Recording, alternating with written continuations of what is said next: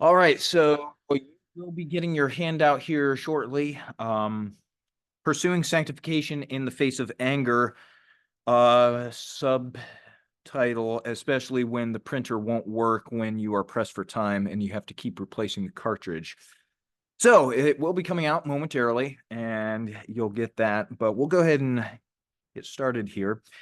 So we're looking at the fact that, first of all, anger is a common part of our reality here. The treasures of the heart will reveal themselves through the emotions, but when we evaluate that something we treasure is treated or threatened unjustly, the response is anger. And like so many different areas, we need to think about where does this, the line between godly anger and sinful anger lie? And how then do we address it? So those are the things we're going to be looking at. First of all, looking at emotions and anger, what is a biblical understanding of anger? We look at emotions and we understand that emotions are the inner part of man, the inner man as it interfaces with the circumstances around us. And as the inner man interfaces and interprets and responds, then that's moderated through the outer man.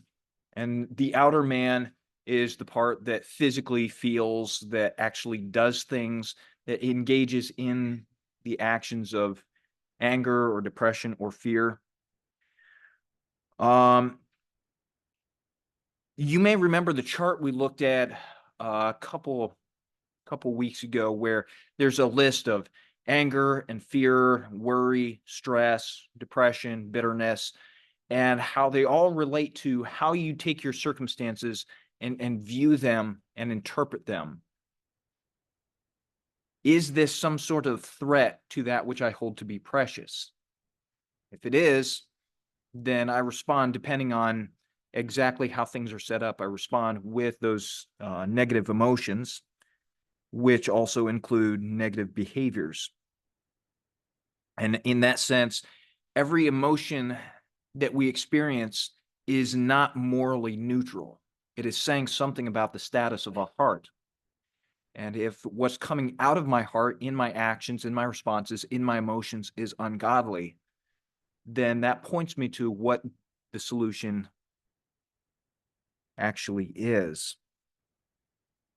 So when the soul perceives an injustice committed against that which it treasures, it generates anger. Anger is a destroyer. Anger is used to tear down, which may not be a bad thing. Some things need to be torn down. Anger provides the motivation to do so. Common lies about anger. There are ones that I'm sure most of us have heard, perhaps even used it at some point or other. First of all, anger is something that is inside of me. You know, kind of the idea that there's this bubbling cauldron. It's like this pressure cooker of anger, and when circumstances happen, it just turns up the temperature to my anger, and it gets greater and greater pressure. And what do you do when your pressure cooker starts to overpressure? You got to have a release valve. You don't want that thing to blow up and destroy your kitchen. So you got to have the release valve. And so you got to let off some of the pressure. And so some people will say your anger is like that. You know, if you just leave it alone, it's just going to keep pressurizing and keep pressurizing and keep pressurizing. And you got to vent somehow. Otherwise, you might blow up. And who knows what might happen. Secondly, it's okay to be angry at God. Now, I hope we would all here look at that and say, yeah, there's significant problems with that. But what is the problem with that? Why would it be wrong to be angry with God? Is it wrong to be angry with God? Okay, because God cannot make mistakes.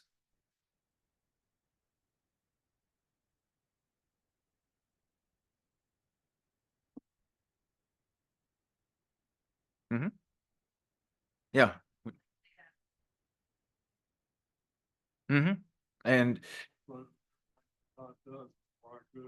right. How do you take those truths and put them together?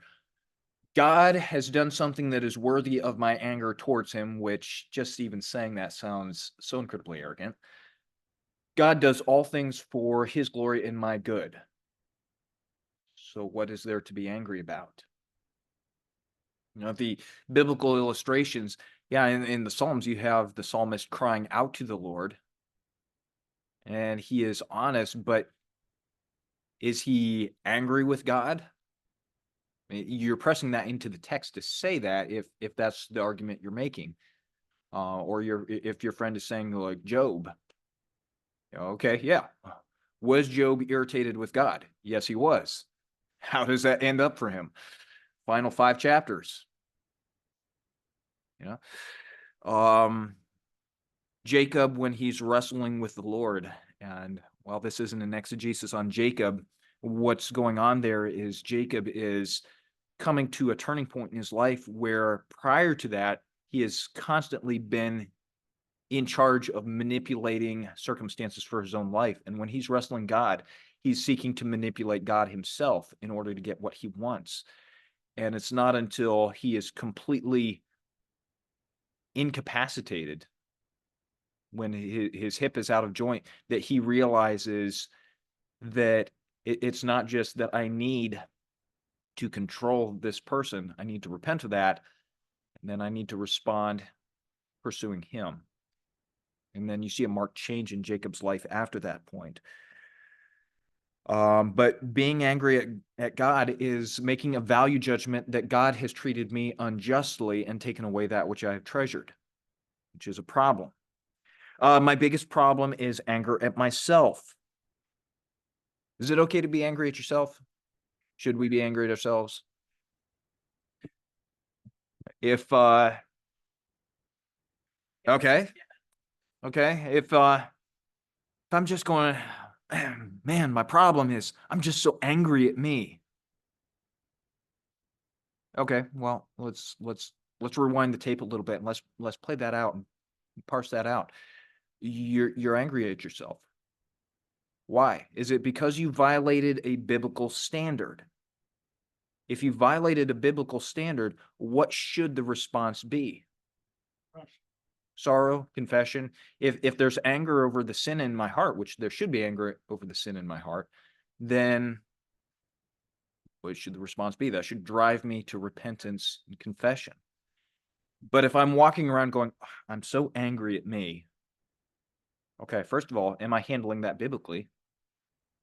And secondly, if the reason I'm angry is not a sin issue, I violated my own standard, I did such and such, and I'm so mad at me. Okay. Yeah, exactly. You're making the rules. You're setting the standards, which are the wrong standards because they're not God's standards.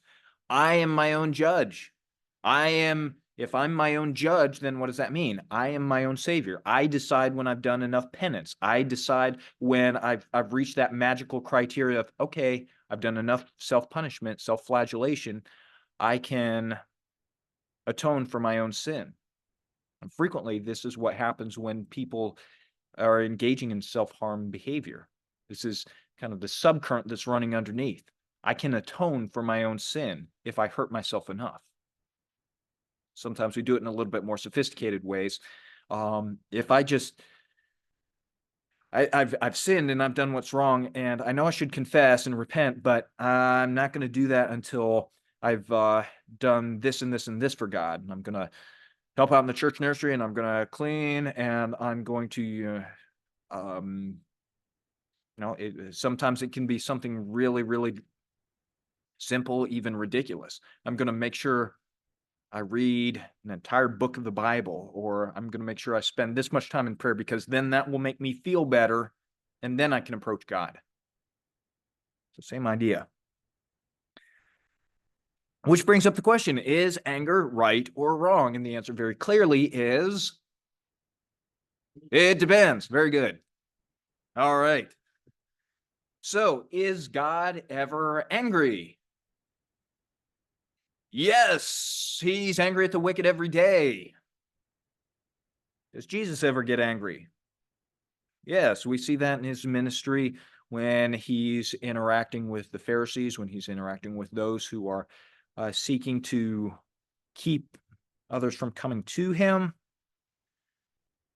Are believers ever to be angry?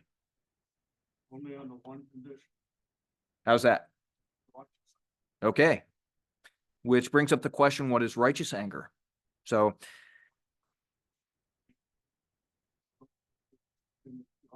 yeah, and we're gonna tease that out a little bit. So hold that thought, because that is spot on.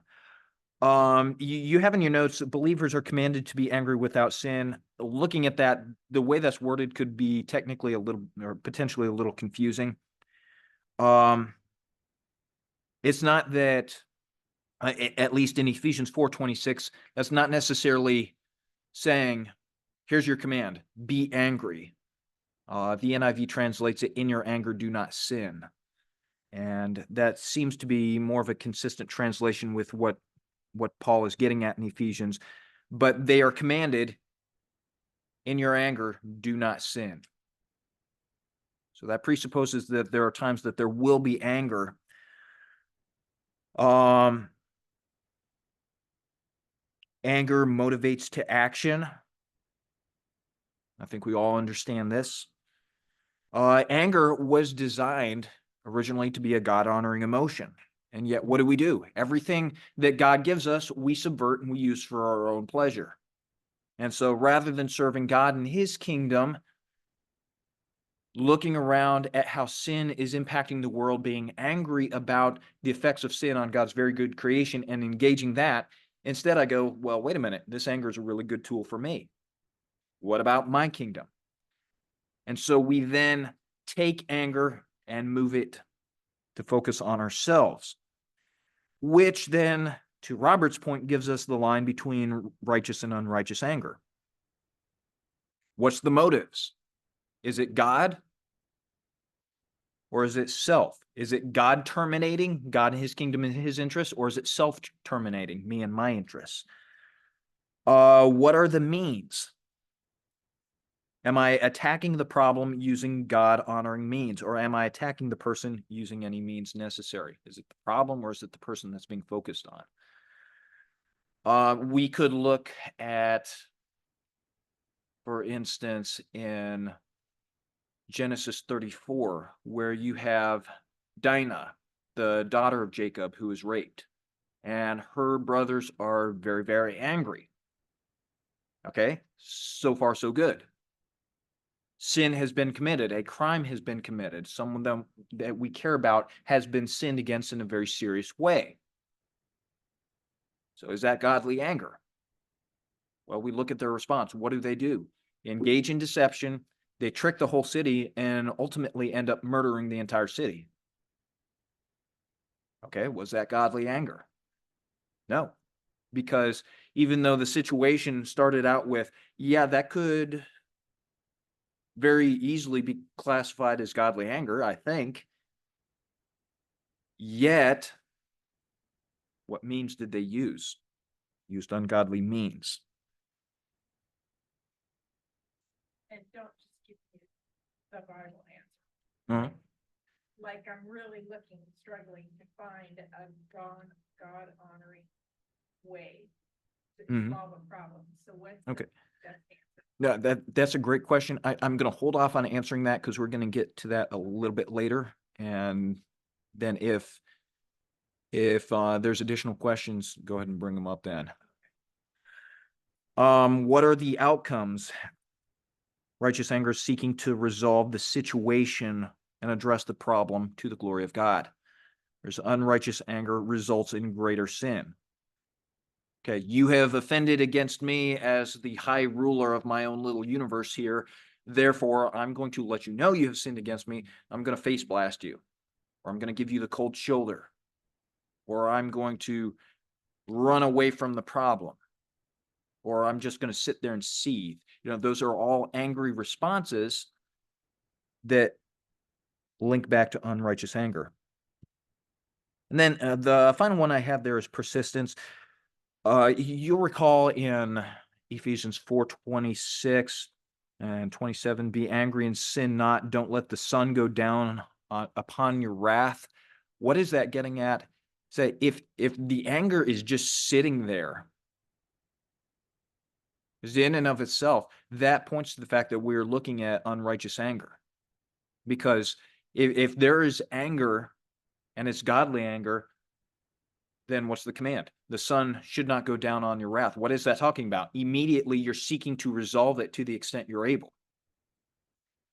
Whereas unrighteous anger tends to linger, whether it's exploding or whether it's clamming up, that anger just sits there. Again, I think we can all relate to what the struggle is, where, okay, you've been sinned against, and what do you want to do? You want to go back and play that over several times with high D, what is it, 1040, high D.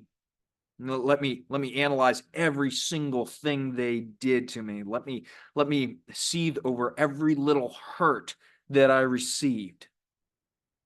Yeah, that's sinful anger. That is a sinful response. Why? Well, we can know just based on the fact that the sun has not gone down on your wrath. Page 498, expressions of anger. What are common expressions of anger? And broadly, we can divide this into, at least the sinful side, two major categories. There's blowing up and clamming up. Blowing up.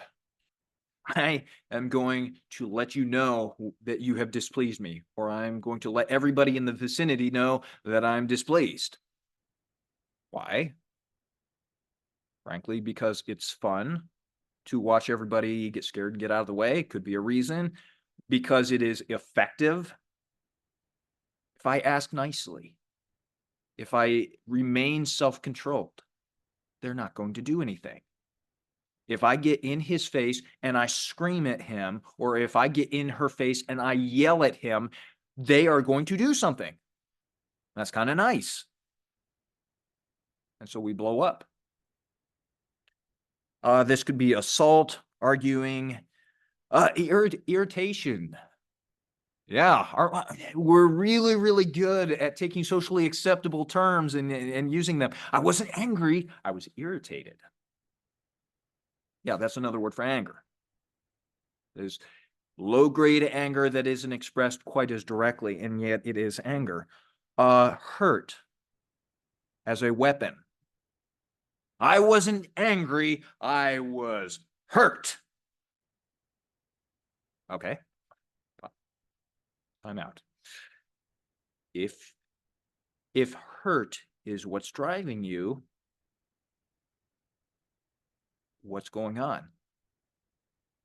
You did something to me that I don't deserve. And now I'm going to respond to you. I'm going to classify it as hurt, but to let you know that what you did displeased me. And so hurt can be a cover for anger.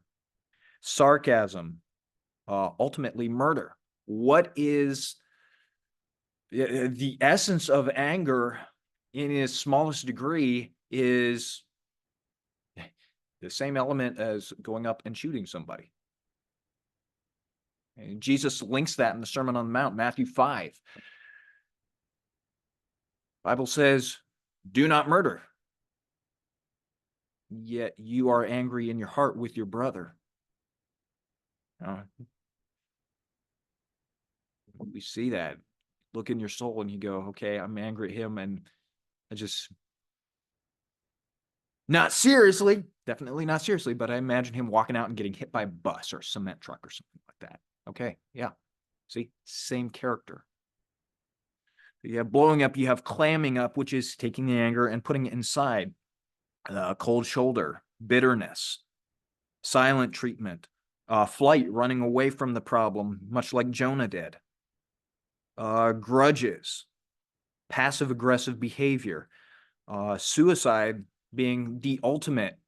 Do people commit suicide out of anger because they want to stick the knife in and twist it one last time? Yes, they do.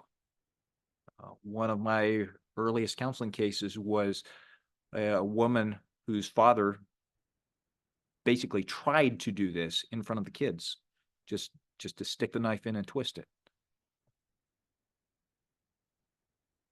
Is internalizing this,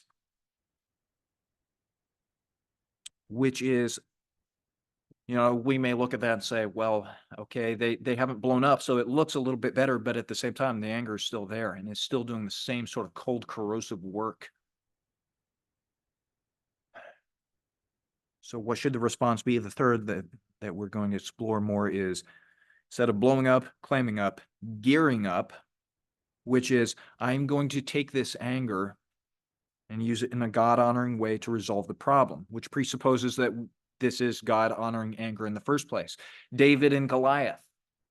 David comes, he sees Goliath, and what is his response? Guys, are we going to allow this uncircumcised Philistine to say this about our God? Was David angry? Yes, he was. Why? Because his God was being offended. And so what does that motivate him to do? To gear up and to deal with the problem. Which in this particular case, the problem and the person were the same thing. They were resolved both in the same way. Kill the problem by killing the person, in his case.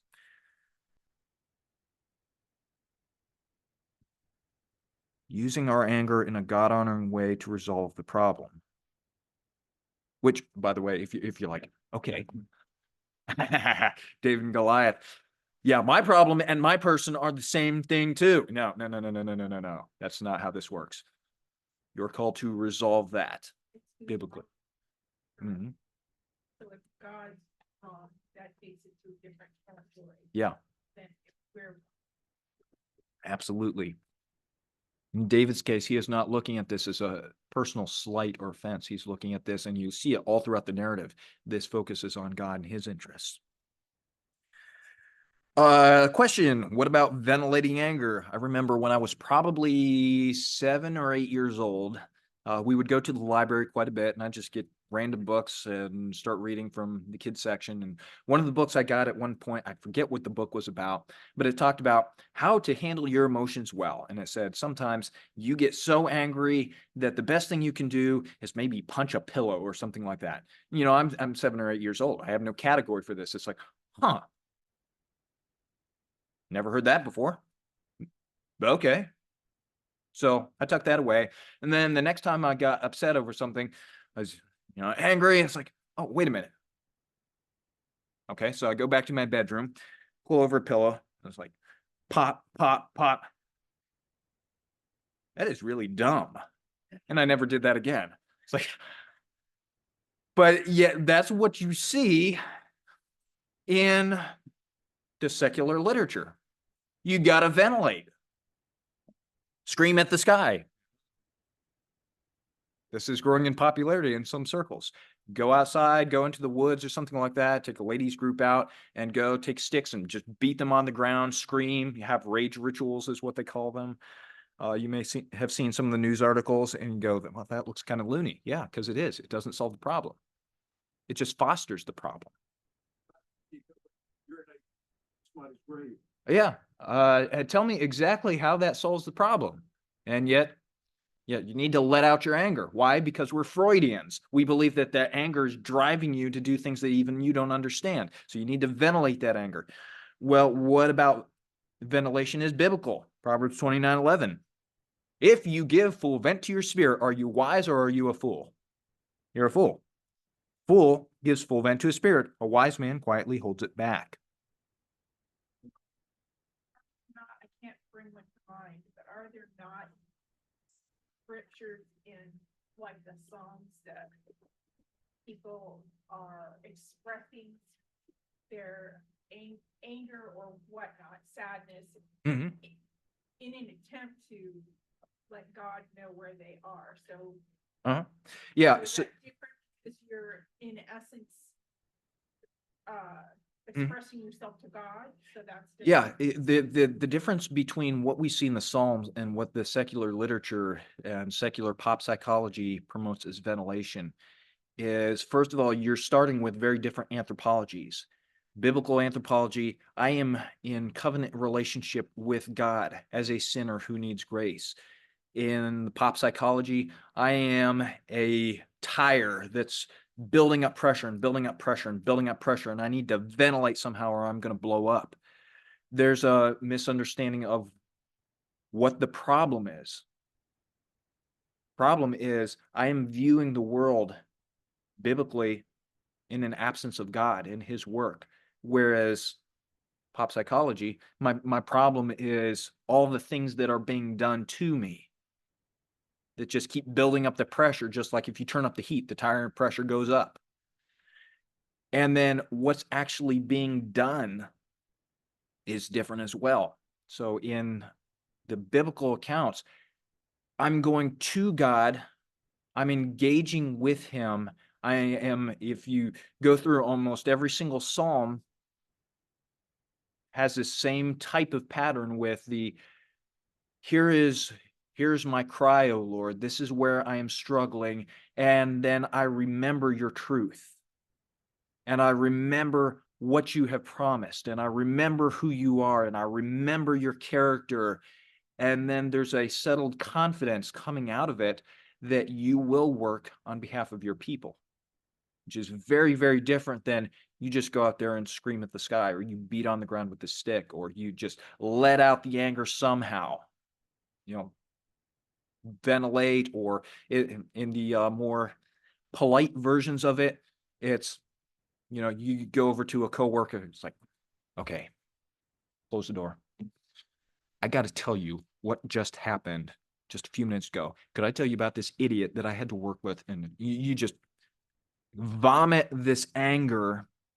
It's like, okay, I feel better now. Thanks for listening. And happens all the time. I know. And yet that's unbiblical handling of anger.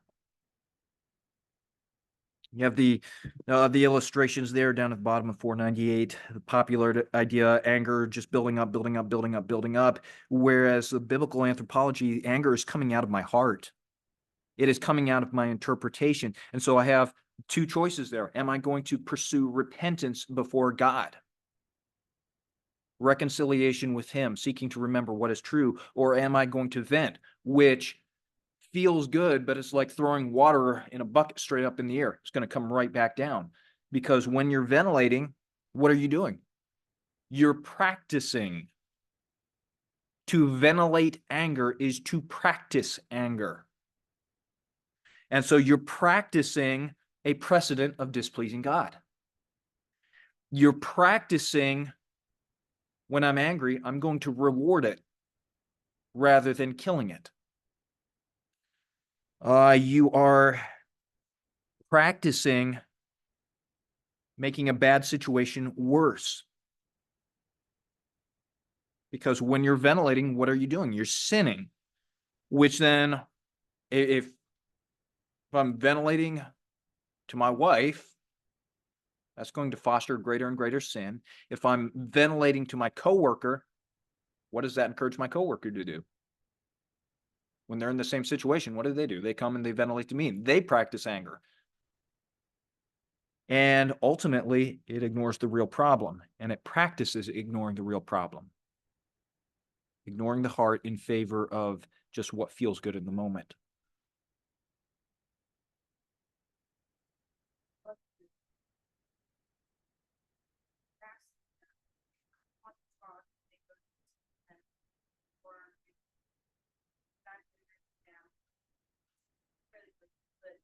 Hmm.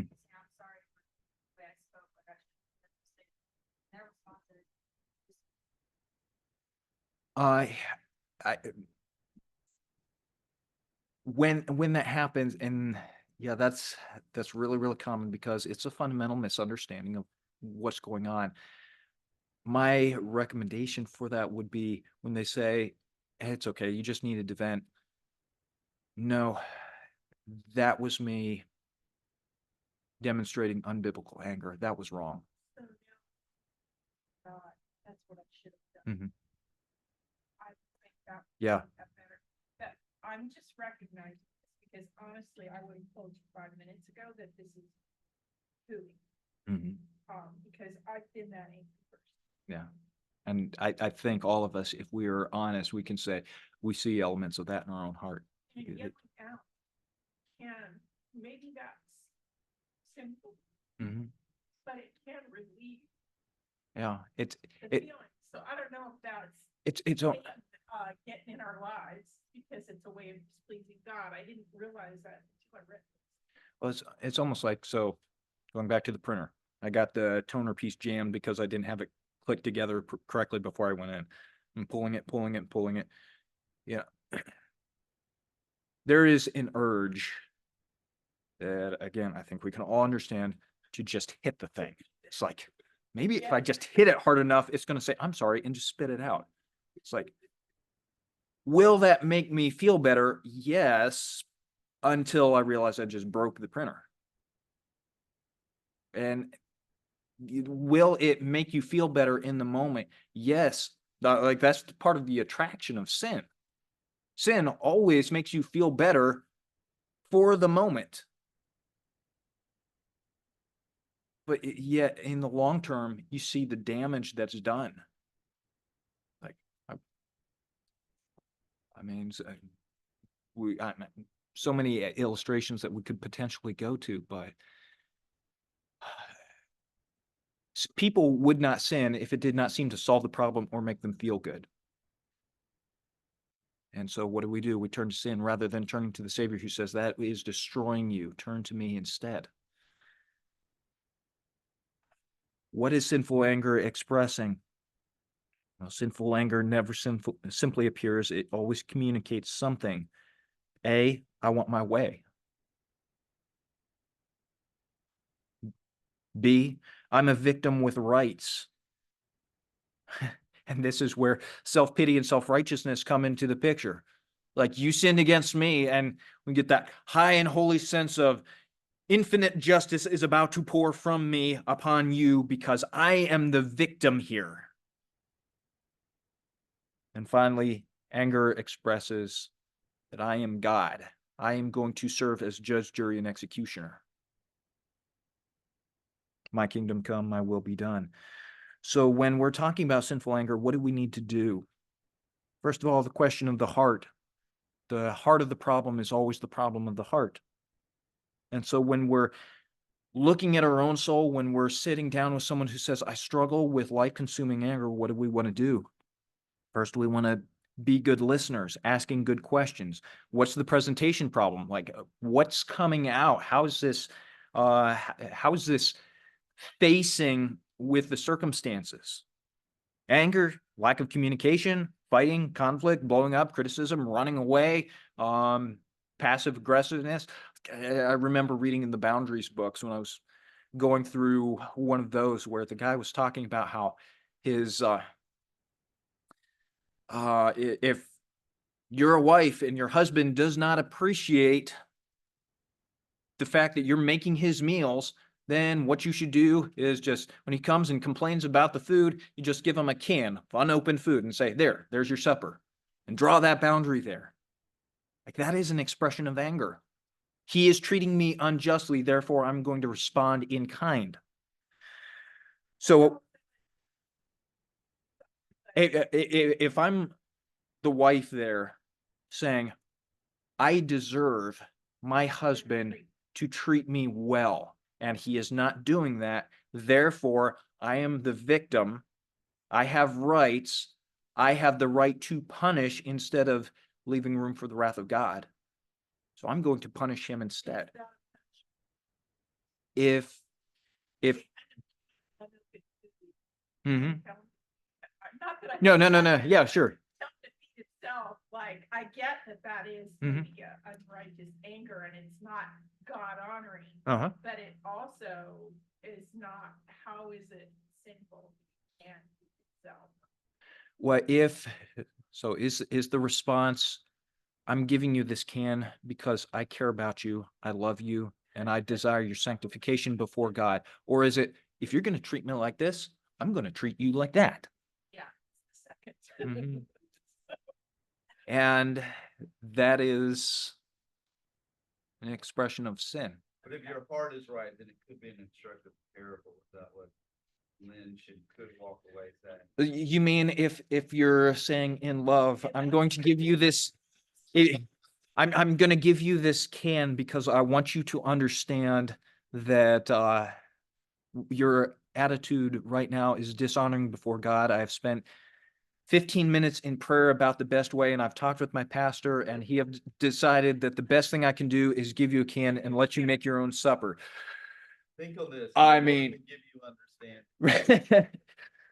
Right, which then the wisdom aspect of that comes in. It's like, is he going to respond with My point is sweetheart? that Yeah, right. Is the heart what makes that wrong? And I don't know if that's Lynn's question, but it could be I'm helpful. wondering at what point we get to, I don't know if righteous anger is the right word for it, but in this world, we have courts that we go to when we're wrong, Mhm. when somebody's done something legally that's Uh-huh. wrong to you. And I realize that we're not supposed to respond out of anger, but at some point after you've been wrong, you want to take it to court and have it be righted. I'm reading this and it makes me feel like my response should be to walk away and not even go there. But for my own particular personal issue, Uh-huh. it was my son was killed. Yeah. And my first response was wanting somebody to pay the person who did the crime. I wanted them to pay. So it was my mother's desire that that person go to court and face a judge. Yes. And, okay, so is that wrong? If we go back to the text of Scripture, what does the Bible command? Does Bible hold that, because it describes first of all releasing before God. Okay, God, I'm not going to seek revenge. I'm going to give room for the wrath of you, your wrath. But That's my point. there's So do we but stop and not go to court. Interpersonally, do I forgive? Well, Luke 17:3, only if there has been repentance. If there is not, then there cannot be that reconciliation on a horizontal front. But the other piece of it then is, has God given authority to the government for the prosecution of crime? Yes, he has. And has God ordained in Genesis 9 that when crimes are committed, when murder is committed, that should be addressed by the civil magistrates? Yes, that is part of their God-ordained responsibility, is that they are to restrain evil and they are to foster what is good. So, and like this is the situation you're describing. This is difficult, right? Because what would the response naturally want to be? It's that frankly, I want to kill you for what you have done to me and to my love. Like, that resonates within my own soul. That would be what I would be struggling with. And yet, go to Romans 12 and say, God says, leave room for the wrath of God. Does that involve getting the legal courts involved? Yes.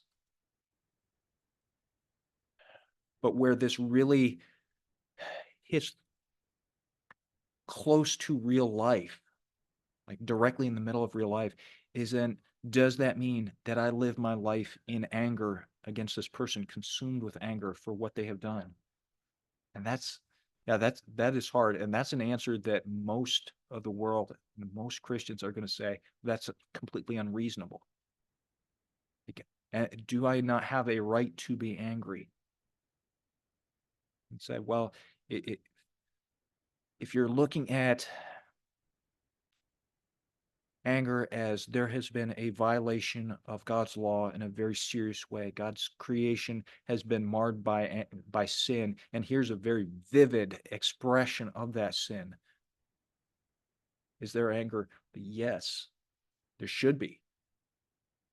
There should be anger towards abortion clinics, or towards the homosexual agenda, or the transgender, like gay pride, everything like that, that is a distortion of everything that God said is precious and good and holy.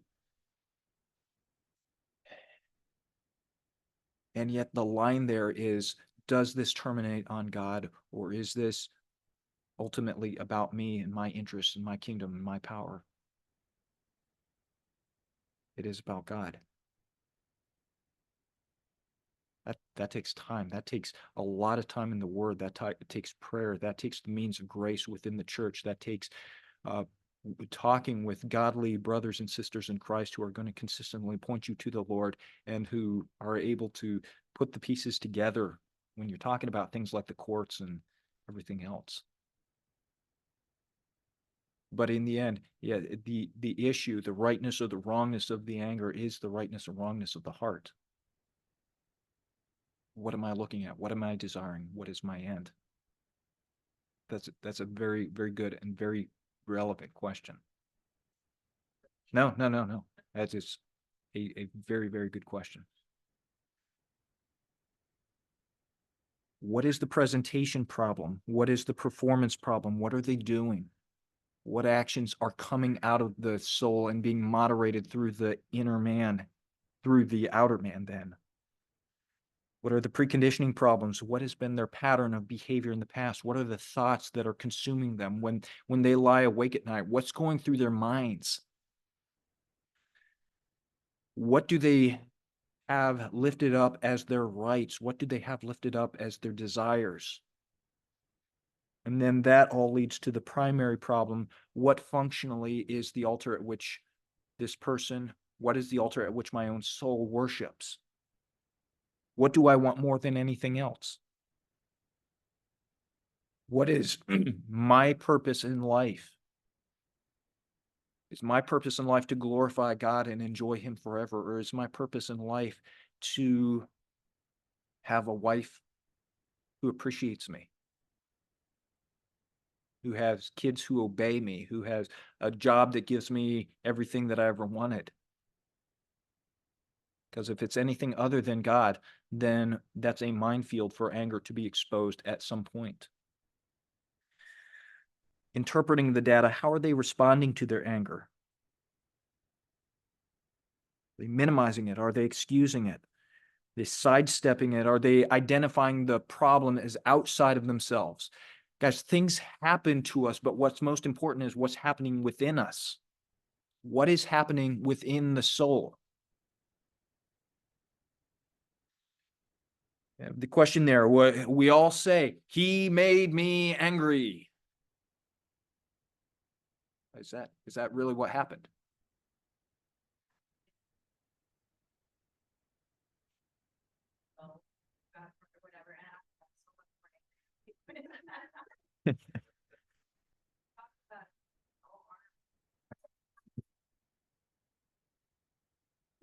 Without commentary on that, I'll just make the observation. Anger is outside of me. What's the problem? I'm perpetually, forever, always a slave to my circumstances. If the problem of anger begins from outside of me, then there's no hope for change. If anger is fundamentally a problem of the soul, it's an expression of the soul within me, then there is hope for change. Because what? I can learn to respond differently in a way that honors Jesus Christ. I can learn to interpret in love in 1 Corinthians 13 and everything that's there. Learn to interpret through that lens rather than through a lens that is diametrically opposed to that.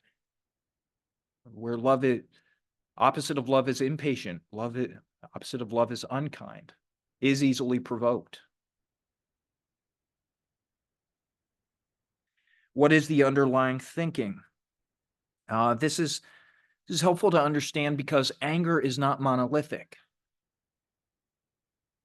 There can be a number of different causes. Broadly, they fall under three categories.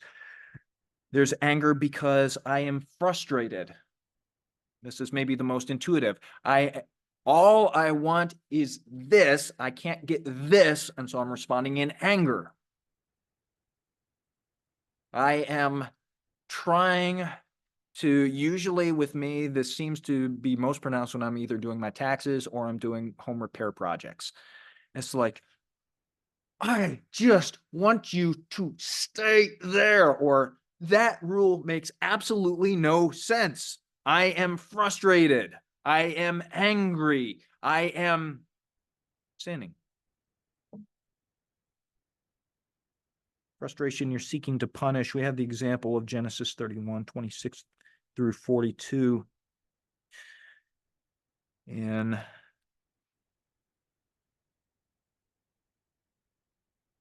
this where we have Jacob, who has been with Laban. He's fleeing. Laban catches up with him.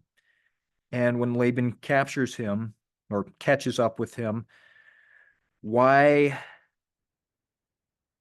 did you leave? Why did you deceive me and run off? He searches. And then in verses 36 and following, Jacob becomes angry and contends with Laban and says, "What is my transgression? What is my sin that you've hotly pursued me? Though you have felt through all my goods, and have you found any of your household goods? Set it here before my kinsmen and your kinsmen, that they may decide between the two of us. These 20 years I've been with you. Your ewes and female goats I've not miscarried, nor have I eaten the rams of your flocks. That which was torn of the beast I did not bring to you. I bore the loss of it myself. You required it of my hand, whether stolen by day or stolen by night. There I was by day, the heat consumed me, the frost by night. Sleep fled from my eyes. These 20 years I've been with your house. I served you 14 years for your 2 daughters, 6 years for your flocks. You changed my wages 10 times. If God of my father, the God of Abraham, and the fear of Isaac had not been for me, surely now you would have sent me empty-handed. God has seen my affliction and the toil of my hands, so he rendered judgment last night." That is anger out of frustration. And yet what's interesting about this particular case is if you look at that, we will look at that and we say immediately, I get that. I understand why he would be angry, because he's frustrated at Laban because Laban has been so unjust. And yet if we look at the broader account, what is God doing with everything that takes place during those 20 years? He is preparing Jacob for what's going to come in the next chapter, when he wrestles with God, where finally God breaks him of his self-reliance, because that has been a major theme. That's why, by the way, when it talks that whole account about putting sticks with lines and everything, and you have in the water and the cattle come and they mate, and you're like, what in the world is that in Genesis 31 for? That is to show that Jacob has a pattern of seeking to try to control things. And God is bringing him to the end of himself so that he learns to depend not upon himself, which leads to frustration, but upon the God who created him and who guides him every step of the way. And if he had understood that, would his response have been anger? If he looked at those past 20 years and said, everything that happened here, God is using to make me more like him and to depend on him, would he have responded in anger to Laban? No. So frustration is one category. Second, hurt, seeking to retaliate. We see that in just the previous chapter, in chapter 30. Rachel saw that she bore Jacob no children. She became jealous of her children. And she says to Jacob, "Give me children or else I die." Then Jacob's anger burns against Rachel, and he says, "Am I in the place of God, who has withheld from you the fruit of my womb, the fruit of the womb?" This is interesting because you see this on both accounts. Here's Rachel, who is hurt because she has children, I don't. And so she face blasts Jacob with her anger. "Give me children or else I'm going to die." And Jacob's response, what does he do? Like, this is my fault? You think I'm God? That's anger. That results from, you could say, from her hurt of him. So again, instead of looking at what is God seeking to teach us, what is he seeking to accomplish, what is he seeking to foster in us as we seek to depend on him, instead they're looking at, you didn't give me children. I'm angry. You blame me for God's problem. I'm angry. So you have frustration, you have hurt, and then finally you have fear. And we see this in Daniel 12 when we have Nebuchadnezzar, who has this dream that terrifies him. Can't find anybody who can give him an interpretation. And when this happens, he is angry. Perhaps motivated in part by frustration, but motivated primarily by fear. So frustration, hurt, and fear. And depending on what's driving that anger will impact how you move towards that person.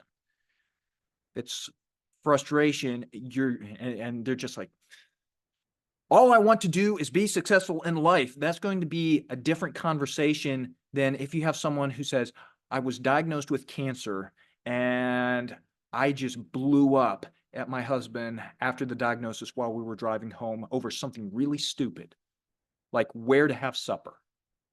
And I was so angry. Okay, there is probably something that has to do with the fact that you were just diagnosed with cancer and fear that needs to be addressed. So as we're thinking theologically then about this, as with fear, worry, and depression, the issue relates to God's sovereignty, God's goodness, and God's wisdom. Those are foundational to understanding how then should I view this situation and respond.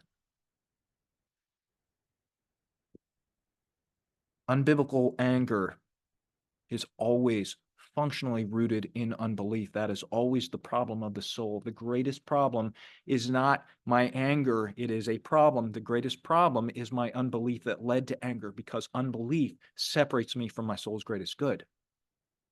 The circumstances that are precipitating the anger can never do that. One illustration we have is Numbers 20. It's interesting here because we can see, again, all three of those themes: frustration, hurt, and fear. Here's the Israelites. They're getting close to the end of their 40-year wilderness sojourn. They still don't have the promised land. They're still reliant on manna and God-provided water. Miriam dies. I mean, just pause there. Okay, here's Moses. No, Miriam had a close relationship with him. As he was exercising leadership, she pops up periodically through the account, and now she is dead. Now it's just Moses and Aaron. And here we are. It's been 40 years. It's been 40 years of you all complaining. So imagine what that would be. 40 years of blaming Moses. Think how that would be coming in. And yet again, we see it all.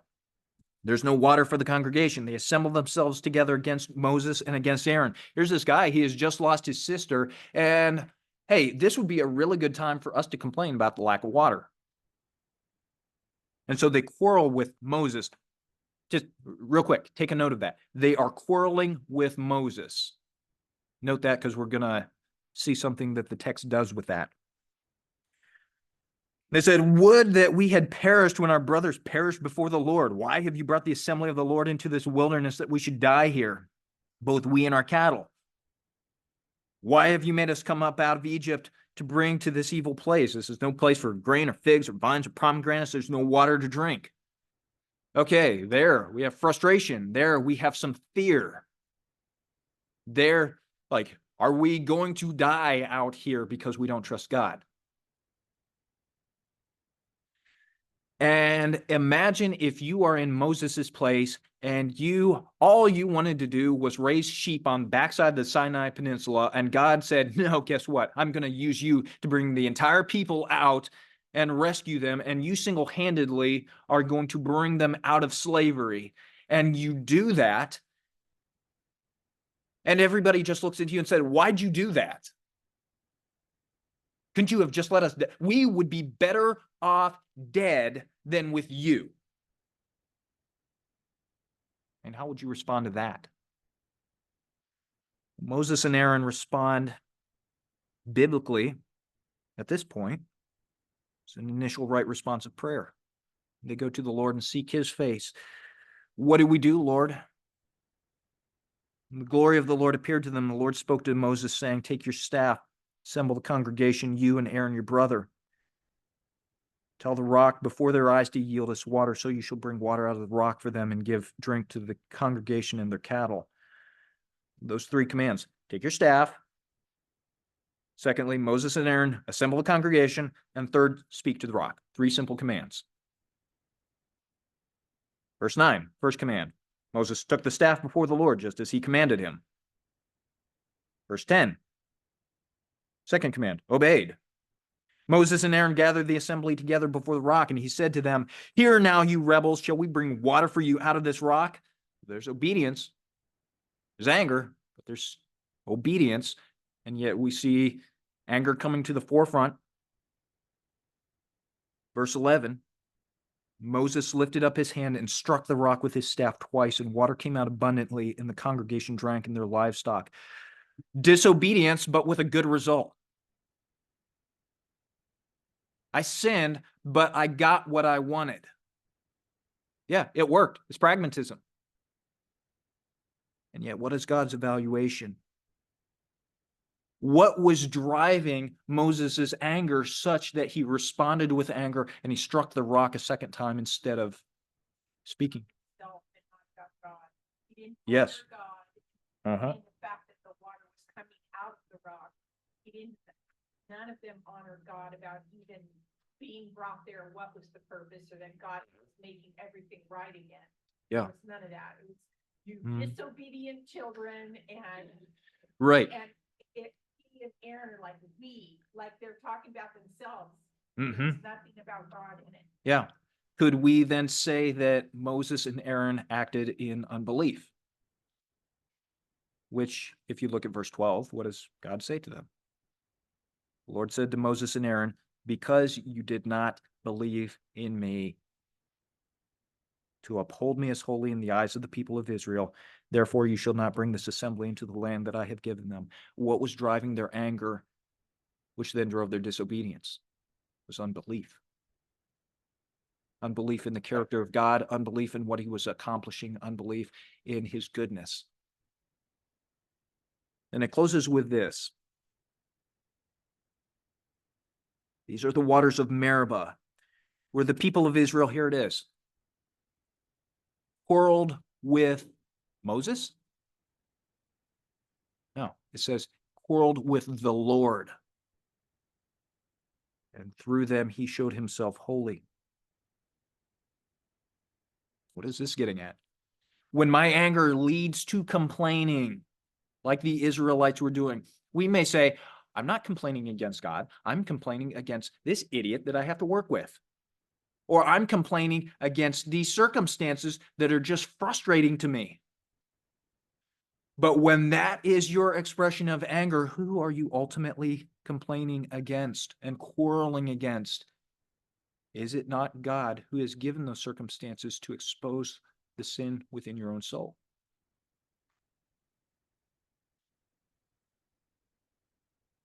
We always want to identify the problem as our circumstances. God identifies the problem as our unbelief, and that shows itself. In this case, it's a great illustration because we can look on both sides. We can look on the Israelites. How did they respond? Why were they responding that way? After seeing everything God had done, they complained. They doubted God. They responded in unbelief. Moses and Aaron, same thing. I'm frustrated. I'm hurt. I'm afraid maybe these people will want to stone me again and go back to Egypt.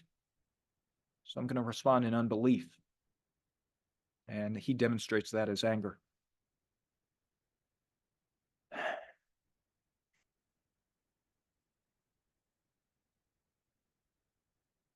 How then do we address anger biblically?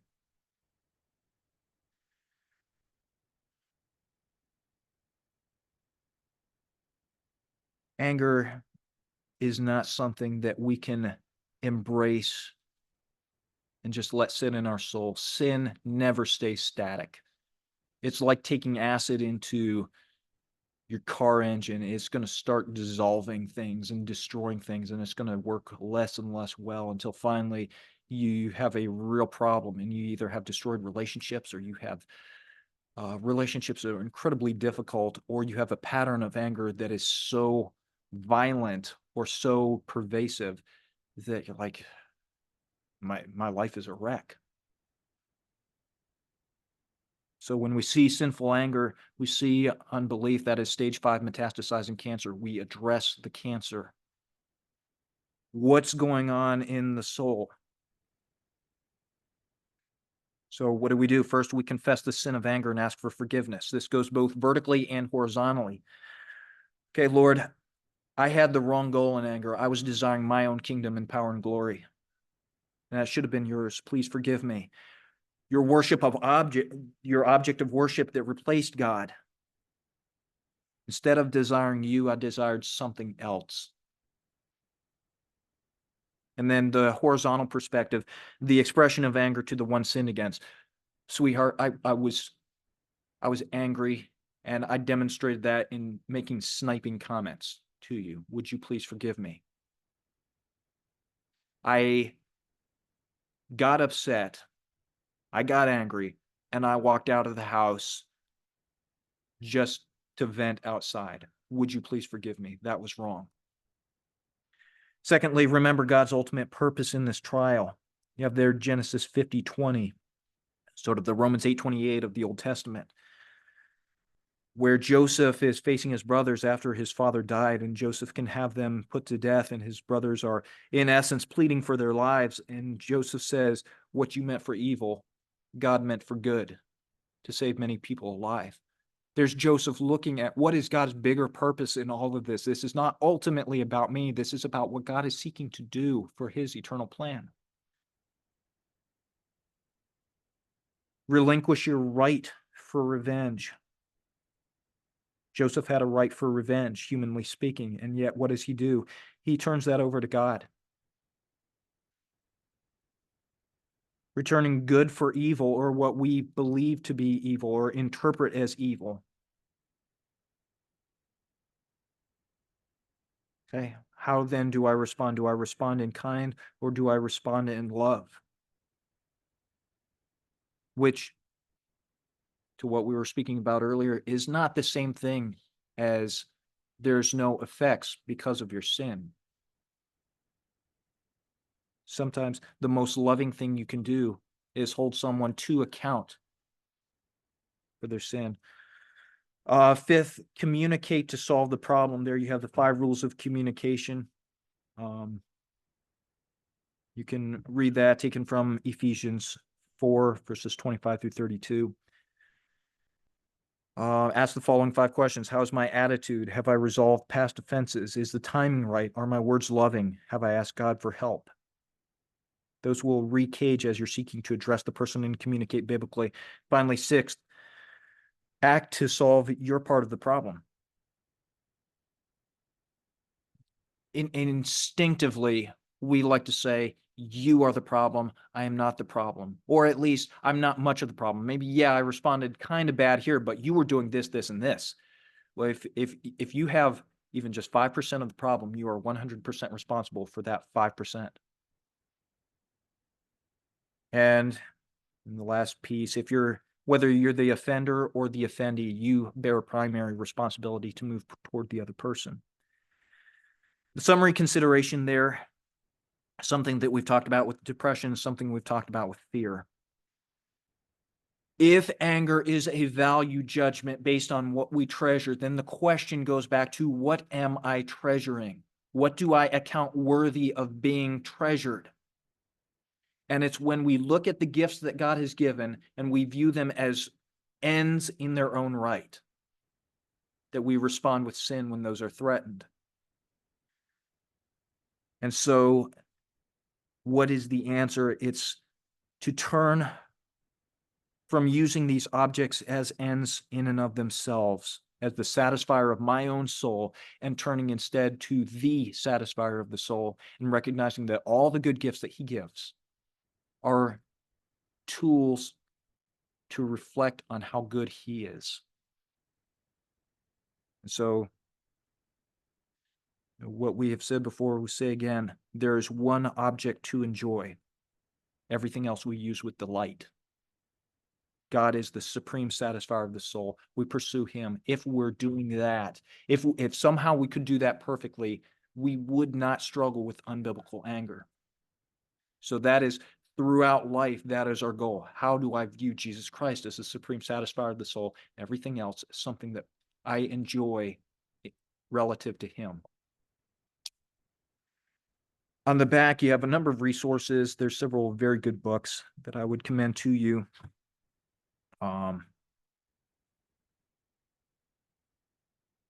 They go through in a great deal more depth. But we'll go ahead and stop there. Any questions? What we've gone through? Let's go ahead and pray, and